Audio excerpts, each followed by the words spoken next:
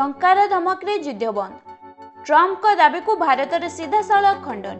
200% tariff धमक दे भारत पाकिस्तान संघर्ष रोकवा नहीं डोनाल्ड ट्रम्प दाबी करिसेंती, किंतु एहा परे भारत सरकार पक्षर आसी कड़ा प्रतिक्रिया। भारत पाकिस्तान संपर्क को नहीं अमेरिकार एपरी टारिफ धमक कौन भूमिका नहीं नथिला बोली भारत स्पष्ट करिछि। भारतर विदेश मंत्रणालय ट्रम्प को 200% टारिफ संबंधी मतामत को संपूर्ण तथ्यहीन बोली खंडन करिछि।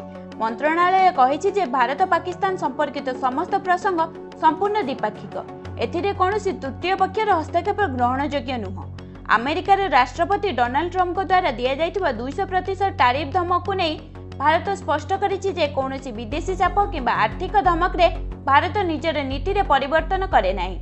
ट्रम्प को मतामत पर आंतर्जातिक मंच रे नुआ तर्क आरंभ होइछि। टारिफ धमक रे कि सतरे युद्ध रोका जाई पारे ना कि यह राजनैतिक कौशल मात्र।